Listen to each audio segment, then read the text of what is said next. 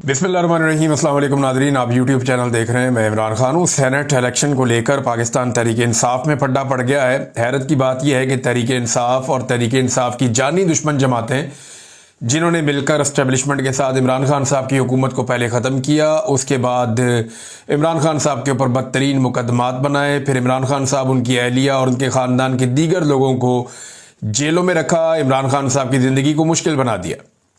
वो तमाम लोगों के साथ पाकिस्तान तहरीक इंसाफ के मामला ठीक हो गए हैं और उन तमाम लोगों के साथ जो है बंदर बांट भी कर ली गई है कि कितनी सीटें आपको मिलेंगी और कितनी सीटें पाकिस्तान तहरीक इंसाफ को मिलेगी।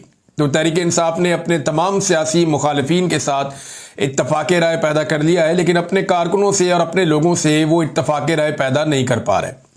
तहरीक इंसाफ की क़यादत चाहती है कि जो एक लिस्ट उनके पास मौजूद है उसके मुताबिक वो सेनेट के टिकट देकर और उन्हें वोट दिलवाकर सेनेटर बनवा ले। लेकिन पाकिस्तान तहरीक इंसाफ का जो वर्कर है उसने ज़्यादा उम्मीदें लगा दी हैं और उन्हें ये लगता है कि कारकुनों के ऊपर सरमायादारों को तरजीह दी जा रही है, जो कि एक गलत फैसला है। एक प्रेस कॉन्फ्रेंस भी हुई तहरीक इंसाफ के अहदेदारों की जानिब से पेशावर में, और उन्होंने कहा जी कि वज़ीर आला हाउस और असम्बली का हम घेराव भी कर सकते हैं। उन्होंने ये ऐलान भी किया। कुछ लोगों ने कहा कि हम MPAs को फिर सूबाई असम्बली के अंदर नहीं जाने देंगे वोटिंग के लिए अगर हमारे साथ ये जुल्म ना रोका गया तो। ख़ासतौर पे जो लोग गुस्से में हैं वो मिर्ज़ा अफरीदियों के चक्कर में है। वो ये कहते हैं जनाब कि जिस वक्त तहरीक पर फोकस होना चाहिए उस वक्त पाकिस्तान तहरीक इंसाफ की क़यादत जो है वो मिर्ज़ा अफरीदियों की चाकरी में लगी हुई है और अभी तहरीक पे फोकस करने का वक्त है, लेकिन पार्टी तकसीम हो रही है और इस तरह के फैसलों से मायूसी हो रही है। देखिए, मिर्ज़ा अफरीदी अगर सेनेटर बन गया तो चंद सिक्के और उछालेगा और फिर तमाशा देखता हुआ वर्ल्ड टूर पे निकल जाएगा, एंजॉय करता हुआ, और फातिहाना अंदाज में चला जाएगा। अब फवाद चौधरी ने भी यहाँ पे एक ताना कसा है, लोग मौका हाथ से जाने नहीं देते। फवाद चौधरी ने कहा जी कि मेरे पास 50 करोड़ रुपया नहीं है, अगर मेरे पास भी होते तो मैं भी पाकिस्तान तहरीक इंसाफ में वापस आ जाता। ज़्यादा लोग जो इस वक्त रोला डाल रहे हैं, जो अजहर मशवानी ने बात की बैरून मुल्क से या बाकी पाकिस्तान तहरीक इंसाफ के लोग कह रहे हैं, वो इरफान सलीम का नाम ले रहे हैं। इरफान सलीम के बारे में मैं ज़्यादा तो नहीं जानता, लेकिन ये मुझे पता है कि ये पाकिस्तान तहरीक इंसाफ के बहुत पुराने लोगों में से एक है। ये इमरान खान साहब के पास उस वक्त से है, या इमरान खान साहब का साथ उस वक्त से दे रहा है जब इमरान खान साहब के साथ इनमें से कोई भी नहीं था, जितने आज आपको लोग दिखाई देते हैं। तो ये पाकिस्तान तहरीक इंसाफ का पुराना एक नज़रियाती वर्कर है। पाकिस्तान तहरीक इंसाफ के जो इख्तलाफात हैं उन्हें पाकिस्तान के मीडिया पे ख़ास तवज्जो दी जा रही है और पाकिस्तान के मीडिया में ज़्यादा से ज़्यादा ये इख्तलाफात दिखाए जा रहे हैं, इनके ऊपर कवरेज की जा रही है। और एयरवे ने इसके ऊपर कवरेज की। नईम साहब जो है वो बड़े ज़बरदस्त रिपोर्टर हैं और मैं इनके साथ काम करता रहा हूँ, हम एक साथ भी काम करते रहे फील्ड में। तो नईम भट्ट साहब ने बड़ी अच्छी खबरें ब्रेक की हैं, इससे पहले ये भी खबर उन्होंने दी थी और ख़बर का जो बेशतर हिस्सा है वो बड़ा ज़बरदस्त है और उसको तरदीद नहीं की जा सकती। वो चीज़ें सामने आना शुरू हो गई है और ये खबरें हम भी पहले देते रहे हैं, बल्कि नईम भट्ट साहब ने उसमें इजाफा ही किया चंद चीज़ों का। मगर ये जो बैरिस्टर सैफ वाला पोर्शन है कि बैरिस्टर सैफ इमरान खान साहब के साथ वफादारी में डट जाएंगे, ये ऐसा कोई समझ आने वाली बात नहीं है। इमरान खान साहब के बहुत सारे वफादार इमरान खान को नहीं मिल पाते, लेकिन बैरिस्टर सैफ इतना वफादार आदमी है कि वो जाकर इमरान खान से मिलना चाहता है और उसकी हर दफ़ा मुलाकात भी हो जाती है। तैमूर झगड़ा नहीं मिल सकते, बाकी लोग नहीं मिल सकते, जुनैद अकबर नहीं मिल सकते, शाहिद असलम नहीं मिल सकते, सुहेल अफरीदी नहीं मिल सकता, मीना खान अफरीदी नहीं मिल, बाकी लोग भी नहीं मिल सकते, आलिया हमजा की मुलाकात नहीं हो सकती, लेकिन ये जाकर मुलाकात कर लेते हैं बैरिस्टर सैफ जो है। बैरिस्टर गौहर की भी हो जाती है मुलाकात। तो ये लोग एस्टेब्लिशमेंट के काफ़ी करीब हैं। हाँ, लेकिन ये ज़रूर हो सकता है इस खबर में कि ये इख्तलाफ पैदा हुआ हो और इस मामले में अली अमीन गंडापुर और अलीमा खान साहिबा, ये सब लोगों का अपना अपना रोल है। सेनेट वाले मामले में लेकर अली अमीन ने चंद खबरों के मुताबिक अलीमा खान पर भी तनकीद की है और वो पार्टी को एक अलग डायरेक्शन दे रहे हैं। अब मिर्ज़ा अफरीदी पे आगे मामला फंस जाता है कि पैसे वाला आदमी है ना, इसी तरह मिर्ज़ा अफरीदी पे आगे मामला फंस जाता है और ऐसे ही मामला आ जाता है जो फजल रहमान साहब की पार्टी के दिलावर खान है। ये फजल रहमान साहब की पार्टी दिलावर खान को सेनेटर बनाना चाह रही है। बहुत मालदार आदमी, बहुत पैसे वाला आदमी है, ये सारी जमातों को पैसा खिला सकता है और अगर ये चाहे तो आप वैसे इंडिपेंडेंट उम्मीदवारों को खरीद के भी ये सेनेटर बन सकता है, थोड़ी सी इसको अगर आसरा मिल जाए एस्टेब्लिशमेंट की जानिब से। तो यहां पे एक पैसे का खेल खेला जा रहा है खैबर पख्तूनख्वा में, और उसमें पाकिस्तान तहरीक इंसाफ के जो नजरियाती लोग हैं वो नाराज हो रहे हैं। एयरवाई की जो खबर है उसका बेशतर हिस्सा, ये नईम भट्ट साहब ने भी कहा कि मेरी खबर है तो इसके बेशतर हिस्से के ऊपर तो बात ही नहीं की, अहमी बिला वजह बाइकआउट करने जा रहे हैं। उन्हें कहा पाकिस्तान तहरीक इंसाफ के शेख वकास अकरम साहब को, लेकिन अम्माद यूसुफ साहब ने एक ज्यादती की है। अम्माद यूसुफ साहब ने इमरान खान साहब पे तनकीद करते हुए कहा कि अरशद शरीफ जब पाकिस्तान से बाहर चले गए थे तो इमरान खान साहब ने उनका वीज़ा नहीं लगवाया बरतानिया का, जिसकी वजह से वो कीनिया में शहीद हो गए। और वो चाहते इमरान खान साहब तो वीज़ा लगवा सकते थे अरशद शरीफ का, उन्होंने कहा जी बरतानिया का। अब मेरा सवाल ये है कि क्या अम्माद यूसुफ साहब ये कहना चाह रहे हैं कि अरशद शरीफ साहब इमरान खान साहब से रिक्वेस्ट कर रहे थे कि मेरा बरतानिया का वीज़ा लगवा दें? अरशद शरीफ इंतहाई बागैरत इंसान थे, उनके ज़ाती ताल्लुकात मुराद सईद से ज़रूर थे। आपके ज़ाती ताल्लुकात बाद कोई दोस्त भी आपके होते हैं जिनसे आप दिल की बात भी कर लेते हैं, लेकिन मुझे नहीं लगता कि वो कभी इमरान खान से मदद मांगता, या इमरान खान उनकी मदद करते भी तो वो इमरान खान से मदद लेते। मुझे अच्छी तरह याद है कि मुझे एक दिन इमरान खान साहब ने कहा था कि आपके लिए अब मसाइल पैदा होंगे तो आप यहाँ चले जाएं। एक स्पेसिफिक जगह पे उन्होंने मुझे बताया था, खैबर पख्तूनख्वा के हवाले से उन्होंने एक फैसिलिटी मुझे देने की कोशिश की थी, तो मैंने इनकार कर दिया था और इमरान खान साहब इसकी गवाही देंगे। तो मैंने उन्हें कहा था, मैंने कहा खान साहब खाली लड़ाई आपकी थोड़ी है, ये मुल्क का मामला है, मैं अपनी मर्जी से अपना काम कर रहा हूँ और आप एक पॉलिटिकल पार्टी है, तो मैं यहाँ पे आपसे मदद नहीं ले सकता, लेकिन आपका ये कहने के लिए बहुत शुक्रिया। मैंने उनका शुक्रिया अदा किया। अब जब मेरे जैसा कमज़ोर आदमी ये कर सकता है कि इमरान खान साहब का शुक्रिया अदा कर दे कि मुझे आपकी मदद नहीं चाहिए, तो वो तो अरशद शरीफ था, ये तो अम्माद यूसुफ साहब उनकी तौहीन कर रहे हैं। दूसरी बात यह है कि एयरवाई को अपने पैरों पर खड़ा होना चाहिए था ना, वो अरशद शरीफ को नौकरी से ना निकालता, या वो चैनल्स जिन्होंने मुझे नौकरी से निकाला वो अपने पैरों पे खड़े होते और मुझे नौकरी से ना निकालते। अगर हमें नौकरियों से ना निकाला जाता, हम अपनी नौकरियों के ऊपर काम कर रहे होते, तो हम मुल्क छोड़कर कभी ना जाते। मुझे 2022 में शहीद अरशद शरीफ ने, जब उन्होंने मुल्क नहीं छोड़ा था, पाकिस्तान में थे, तो उन्होंने मुझे एक दिन कहा कि आप पाकिस्तान से इमरान कुछ अरसे के लिए चले जाए, आपके पास तो नौकरी भी नहीं है। तो मैंने उनसे कहा, मैंने कहा जी मैं अभी यहां रहना चाहता हूं अरशद भाई। उन्होंने कहा तुम्हें गिरफ्तार करने का फैसला हो गया है, और उनके पास इंफॉर्मेशन ठीक थी। उसके चंद दिनों बाद मुझे गिरफ्तार भी कर लिया गया। तो अरशद शरीफ साहब को मैंने कहा आप क्यों नहीं चले जाते? बातों बातों में मैंने उनसे भी ऐसे ही कहा, हंसते हंसते। तो उन्होंने कहा मैं यहां पे काम कर रहा हूं, मैं एयरवाई के ऊपर अपनी ड्यूटी कर रहा हूं, तो मुझे यहां पे रोजाना चैनल में जाना पड़ता है, बैठकर बात करनी पड़ती है, तो मैं यहां से जा नहीं सकता। तो जब तक अरशद शरीफ के बाद नौकरी थी, उन्होंने मुल्क छोड़ने का कभी फैसला नहीं किया, ना उन्होंने छोड़ना था। एयरवाई ने उन्हें नौकरी से निकाला, फिर उन्हें मुल्क छोड़ना पड़ा। फिर देखें, अभी अम्माद यूसुफ साहब ये तो बात कर रहे हैं इंतहाई मादरत के साथ, आपने ये तो कह दिया कि इमरान खान का कसूर है जी, उसने वीजा क्यों नहीं लेके दिया। हालांकि इमरान खान कोई वीजा एजेंट तो नहीं है कि वीजा लेकर देंगे। अभी सिर्फ एक बंदे का नाम आया था, बीच में एक बंदे ने शोर मचाया था कि इमरान रियाज के अमेरिका के वीजे के लिए मैंने कोशिश की है, मैंने वो विड्रॉ ही कर लिया वीजा। मैंने कहा मुझे चाहिए ही नहीं, मैं लेता ही नहीं। तो आपको लगता है कि अरशद शरीफ ने वीजा लेना था? ऐसे सवाल ही पैदा नहीं होता। आपके साथ काम करता रहा, आपकी रिस्पॉन्सिबिलिटी था। कीनिया किसने भिजवाया अरशद शरीफ को? किसके कहने पर वो कीनिया पहुंचे? किन लोगों के पास वो कीनिया में रहते थे? जिन लोगों के पास रहते थे वो किनके दोस्त थे? इन पे तो आप कभी नहीं बोले। जिन लोगों ने अरशद शरीफ के ऊपर झूठे मुकदमात किए, उन पे तो आप कभी नहीं बोले। जिन लोगों की वजह से अरशद शरीफ ने हरासा होकर पाकिस्तान छोड़ा, उनके ऊपर तो आप कभी नहीं बोले। जिन लोगों ने अरशद शरीफ को दुबई से निकलवाया, उन लोगों के ऊपर तो आप कभी नहीं बोले। जो लोग अरशद शरीफ के आज मुकदमात नहीं चलने दे रहे, होने दे रहे, उनके ऊपर तो आप कभी नहीं बोले। अदालत में अरशद शरीफ को इंसाफ नहीं मिल रहा, उसके ऊपर तो आप कभी नहीं बोले। हमेशा आपका जोर चलता है कमजोर के ऊपर। आपने देखा एक आदमी जेल में बंद है, आज वो बेबस है, कमजोर है, इसको मारो सारे मिलकर। यही आपकी गैरत जागती है ना। निकलकर उनका नाम लें और उनके बारे में बात करें आप, जिनके बारे में अरशद शरीफ की फैमिली कहती है कि इन्होंने जुल्म किया हमारे साथ। मैं और बहुत कुछ कह सकता हूं क्योंकि मैं बहुत कुछ जानता हूं। मैं कहना नहीं चाहता, अपनी अपनी इज्जत अपने हाथ में होती है, लिहाजा झूठा पहलवान बनने से अच्छा है आप खामोश रहें। अगर आपने इस बात पे कंप्रोमाइज किया है ना कि अरशद शरीफ को कत्ल किसने किया, तंग किसने किया, परेशान किसने किया, मुकदमात किसने किए, हर चीज पे कंप्रोमाइज किया ना, तो यहां पे भी आपका बोलना नहीं बनता।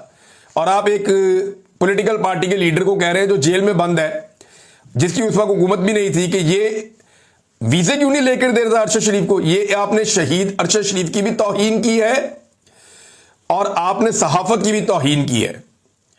हद होती है वैसे, मुझे तो हैरत हो रही है। नाज़रीन, मारंग बलोच साहिबा के मामले पर आ जाए, पाकिस्तान में जुल्म तो खत्म ही नहीं हो रहा। मारंग बलोच साहिबा को दोबारा 15 रोजा रिमांड पर भिजवा दिया जज ने। जब इन्हें अदालत में पेश किया गया तो आज लोग भी गए थे और मारंग बलोच की मुस्कुराहट पूरी रियासत को बता रही थी कि वो रियासती जबर और ताकत के सामने झुकी नहीं है, वो कमजोर नहीं पड़ी। वो मुस्कुरा रही थी, वो हंस रही थी, वो बात कर रही थी अपने लोगों से, उसकी हिम्मत नजर आ रही थी, उसकी जुर्रत नजर आ रही थी, उसकी बहादुरी नजर आ रही थी, उसका अज़म नजर आ रहा था अपने लोगों के लिए कि वो हार मानने के लिए तैयार नहीं है। वो डट कर खड़ी हुई है अपने लोगों के लिए, जबरी गुमशुदगियों के खिलाफ, बलूचिस्तान के हुकूक के लिए। और बलूचिस्तान के जो हमारे रहने वाले नौजवान हैं, इनमें 40% जो है वो हमारे पश्तून नौजवान है, बाकी बलोच नौजवान है बहुत बड़ी तादाद में। तो उन सबके लिए वो आवाज उठा रही है, बलूचिस्तान के अमन के लिए आवाज उठा रही है। वहां पे जो इस्तेहसाल हो रहा है, उनके जो वसाइल छीने जा रहे हैं, उनकी जो मादनियात पे कब्जे हो रहे हैं, उनके खिलाफ आवाज उठा रही है। तो ये जो आवाज उठाने वाली खातून है, इसकी हिम्मत को सलाम है, जिस तरीके से ये मजबूती के साथ अदालत में मौजूद थी। मारंग बलोच ने जज को कहा बात तो सुने। जज साहब बात ही नहीं सुन रहे थे। कहा बात तो सुने, फैसला तो आपने वही देना जो लिखा आ गया आपको, लेकिन बात तो सुने। हमारे अभी तक जज के ऑर्डर के बावजूद वकालतनामे हमें साइन नहीं करने दिए जा रहे। हम वकालतनामे साइन करना चाहते हैं, हमें वकालतनामे साइन नहीं करने दिए जा रहे। ये मारंग बलोच ने जज को बताया। आप अंदाजा करें कितना जुल्म है। 4 महीने हो गए लगभग ये खातून और इनके साथ दीगर 5 लोग अंदर है, जिनमें एक माजूर भी है। व्हील चेयर पर उसको उठा उठा कर लेकर जाते हैं, लेकिन इनके वकालतनामे साइन नहीं होने दिए जा रहे। मारंग बलोच का हंसना, मुस्कुराना, वहां पे लोगों के साथ खुलकर बात करना, जज के सामने ऐसे डट कर खड़े होना, निजाम इंसाफ को बेनकाब करना, ये पाकिस्तान की रियासत के लिए एक परेशान कुन सूरत हाल है। इन्हें समझना पड़ेगा कि जबर के साथ ये कंट्रोल नहीं कर पाएंगे। ये नौजवान मुख्तलिफ लोग हैं, ये सोशल मीडिया का दौर है, ये अब आप 2025 में जिंदा है, 18वीं सदी में नहीं है। अब आपकी मनमानी वैसे नहीं चलेगी। ये नौजवान आपसे हार नहीं मानेंगे, ये आपको शिकस्त देंगे, ये आपसे अपने हुकूक छीन लेंगे। इससे पहले कि ये आपको रुसवा करके, जलील करके आपसे अपने हुकूक छीने, आप इन्हें इनके हुकूक लौटा दें, ये ज्यादा बेहतर होगा। बहरहाल इसके ऊपर बड़ा रद्दअमल भी आया। नादिया बलोच साहबा का एक ट्वीट है, आज फिर इंसाफ का कत्ल हुआ। वैसे मैं अगर सोचूं ना कि डरते हैं बंदूकों वाले एक निहत्ती लड़की से, तो आज के दौर में जो मेरे दिमाग में सामने शक्लें आती हैं ना, आज के दौर में, माजी में बहुत सारी ऐसी खवातीन रहीं, उसमें सबसे पहला नाम मैं ले लेता हूं फातिमा जिन्ना रहमतुल्लाह, फातिमा जिन्ना का। फातिमा जिन्ना मादरे मिल्लत है और उन्होंने जिस तरह डिक्टेटर का सामना किया, तो मुझे ऐसा लगता है, मेरे जो मैंने हिस्ट्री पढ़ी उसमें कहानी वहां से शुरू होती है। बेनजीर भुट्टो भी थी, नुसरत भुट्टो भी थी और लोग भी थे। एक दौर में नवाज शरीफ की बीवी ने भी एक डिक्टेटर के खिलाफ जदोजहद की थी, कुलसूम नवाज साहिबा ने। मरियम नवाज साहिबा ने तो जूते ही पॉलिश कर दिए पकड़ के। सारी अपनी जो थोड़ी बहुत उन्होंने शुरू की थी, रेजिलियंस दिखाना शुरू ही की थी, उन्होंने तबाह बर्बाद कर दी पकड़ के, साथ ही बूट पकड़ लिया। बहुत ही स्टेमिना ही नहीं था बिल्कुल इनका। तो आज के दौर में अगर मैं देखता हूं ना, तो मेरे दिमाग में कौन आता है? मारंग बलोच, यास्मीन राशिद, शीरी मजारी की साहबजादी ईमान मजारी। मेरे दिमाग में आता है फौरी तौर पे, इवन आसमा जहांगीर साहब अब दुनिया में नहीं है, उनकी बेटी भी ह्यूमन राइट्स के लिए आवाज उठाती हैं। लेकिन जो सनम जावेद खान ने कर दिया, जो आलिया हमजा ने कर दिया, जो इवन इमरान खान की बहनों ने, बुशरा बीबी ने जो कर दिया, जो रेजिलियंस दिखाई, तो वो जो एक शेर है ना कि डरते हैं बंदूकों वाले एक निहत्ती लड़की से, इन खवातीन ने साबित किया कि इस तरह के इशार इनके बारे में लिखे जाते हैं। और खवातीन याद रखिएगा, अगर कोई तब्दीली आती है ना मुआशरे में और कोई बड़े पैमाने पर आती है तो खवातीन का उसमें बड़ा कलीदी रोल होता है। और आज खवातीन इस फस्तायत और इस जबर के सामने डट कर खड़ी हैं, डट कर खड़ी हैं और बड़ी मजबूती के साथ खड़ी हैं। और इन खवातीन की वजह से बहुत सारे मर्द हजरात भी खड़े हैं कि अगर खवातीन खड़ी हो सकती हैं तो हम भी खड़े हो जाएंगे। नाज़रीन, मौलाना फजलुर रहमान साहब ने एक बड़ी अजीबोगरीब हरकत की है और ये उन्हें करनी थी। इसके पीछे उन्हें क्या हासिल होगा ये मैं आपको बता देता हूं, लेकिन पहले आप ये देख लें कि मौजूदा फौजी क़यादत के हवाले से उन्होंने कहा कि उसे इस बात का एहसास हो गया है कि फाटा का इंतजाम गलत था। अब एक सूरत यह हो सकती है कि गिलगित बल्तिस्तान की तरह फाटा का अपना वजीर आला हो जो वफाक के ज़ेरे इंतजाम हो। इसके लिए आपको 27वीं तरमीम हर सूरत में लानी पड़ेगी।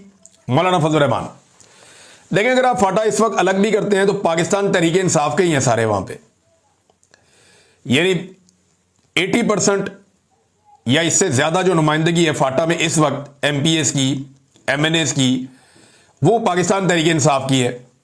तो वजीर आला तो पाकिस्तान तहरीक इंसाफ का ही आएगा अभी। तो फजलुर रहमान साहब ये करना क्यों चाह रहे हैं?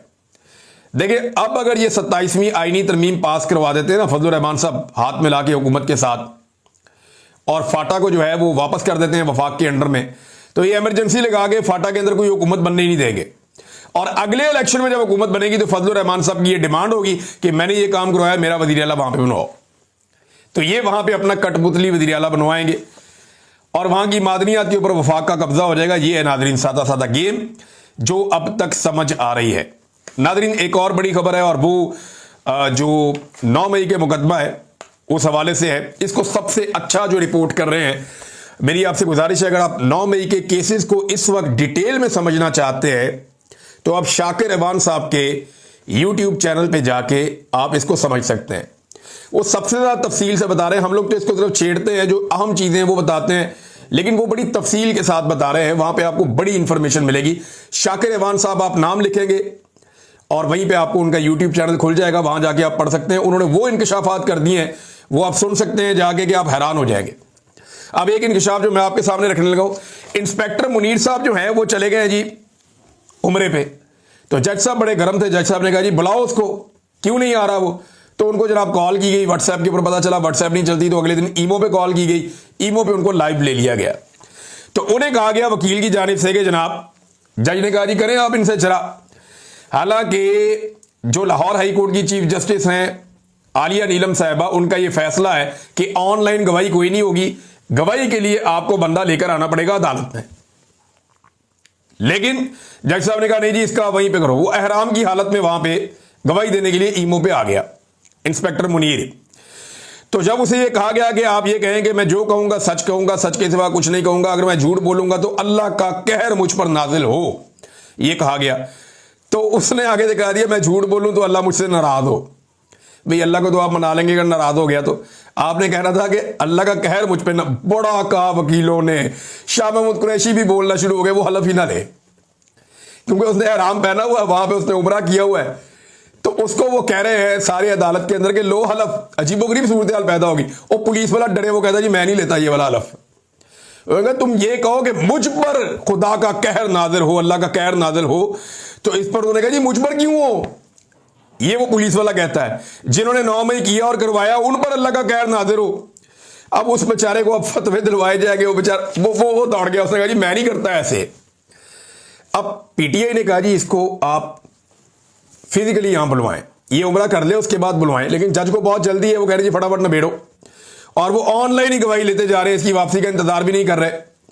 तो आप अंदाजा करें कि गवाह गवाहियां नहीं दे पा रहे, गवाह हलफ नहीं ले पा रहे, गवाह जो है वो साबित ही नहीं कर पा रहे। वो वहां पे मौजूदा तफ्तीशी से पूछा जज साहब ने, या वो जो वहां पे वकला थे जो जिरा कर रहे थे, उन्होंने पूछा कि ये जो हसाम और ये मुनीर खालिद, ये जो आपके स्टार गवाह है, जो आपके बड़े तगड़े गवाह हैं, जिनको आप कहते हैं जनाब ये हमारे गवाह हैं, इनकी बुनियाद पे हमने मुकदमा बनाया। एक टेबल के नीचे छुपा हुआ था, इमरान खान के कमरे में बैठा हुआ था, दूसरा ये कर रहा था। तो इन्होंने 9 मई की पूरी साजिश को खुद सुना और देखा है, लिहाजा ये हमारे गवाह हैं। उनमें से एक गवाह का तो पता चला जनाब छुट्टी पे, दूसरा हरफ ही नहीं ले रहा। और वो उस दिन छुट्टी पे था और एसएचओ ने लिखा था कि ये आदि मुजरिम बन गया, ये रोजाना छुट्टी पे जाता है, ये बहुत तंग करता है, इसको एसपी के सामने पेश करो। और पता चला जी उसी तारीख में उसको डाल दिया कि ये वहां जाके सुन रहा था और गवाह बन रहा था। अब देखें, जो सवालात पूछे गए उनसे ये पूछे गए कि 9 मई की साजिश इन्होंने सुनी है ना, ये आपके स्टार गवाह हैं, क्या आप जमान पार्क गए हैं? तफ्तीशी से पूछा, उसने कहा जी मैं नहीं गया। उन्होंने कहा जो स्टार गवाहान है इनको लेकर आप वहां तक गए जहां पे बैठ के इन्होंने साजिश सुनी थी या साजिश हुई थी? तफ्तीशी कहता जी नहीं। उन्होंने कहा ये साबित कर सकते हैं आपके ये दोनों बंदे वहां पे उस दिन मौजूद थे साजिश सुनने के लिए? तफ्तीशी कहता है जी ये वहां थे नहीं, साबित कर सकते हैं? उसने कहा जी नहीं। उन्होंने कहा सीडीआर है आपके पास, कोई कॉल डाटा रिकॉर्ड ही हो आपके पास कि इनके मोबाइल फोन उन दिनों वहां पे फिर रहे थे, ये वहां गए थे? उन्होंने कहा जी नहीं। उन्होंने कहा सेफ सिटी का कोई रिकॉर्ड किसी कैमरे में निकल आए जिसमें आप ये साबित कर देंगे जनाब ये दो आपके स्टार गवाह जो आपके हैं ये वहां पे उस वक्त मौजूद थे? उन्होंने कहा जी नहीं। कोई एक रिकॉर्ड ये फ्राहम नहीं कर सके जिसमें साबित करें कि ये जो गवाह थे ये उस दिन जमान पार्क गए हुए थे और वहां पे खुफिया तौर पे सुन रहे थे।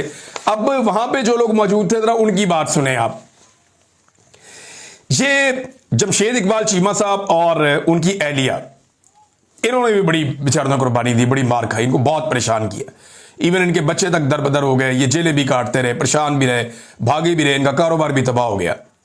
तो जमशेद इकबाल चीमा साहब और मुसर्रत जमशेद चीमा साहबा ये कहते हैं जी साजिश की गवाही देने वाला शख्स कहता है कि वो टेबल के नीचे बैठा हुआ था और इमरान खान की टेबल तो इतनी छोटी थी, ये टेबल आपने देखी हुई है जिसपे इमरान खान साहब पांव रख के बैठते थे। उस पूरे कमरे में कोई भी बड़ी टेबल नहीं थी। एक बच्चा जो होता है ना छोटा 2 साल का, मेरे ख्याल में वो भी छुप के नहीं बैठ सकता उस टेबल के नीचे जहां पे ये इतना भारी भरकम पुलिस वाला छुप के बैठा हुआ था। वो ये कह रही है कि वहां बिल्ली का बच्चा नहीं आ सकता। ये सब एक्सपोज हो रहे हैं, ये तमाम मुकदमा सियासी और जाती अना पर बनाए गए हैं। वैसे पाकिस्तान की एस्टेब्लिशमेंट को शर्म आनी चाहिए कि यार ऐसे घटिया मुकदमा, तारीख आपको किन अल्फाज में याद रखेगी?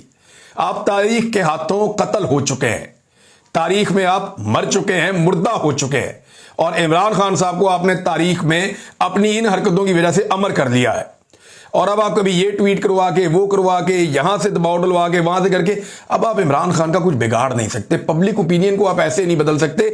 अगर इमरान खान को कोई तबाह करेगा तो इमरान खान के अपने फैसले करेंगे या इमरान खान की अपनी पार्टी करेगी, जो मुझे ऐसा लगता है कुछ लोग कोशिश भी कर रहे हैं। वरना ये ना एस्टेब्लिशमेंट से होना है और ना उनके टाउटों से होना है। अब तक के लिए इतने, अपना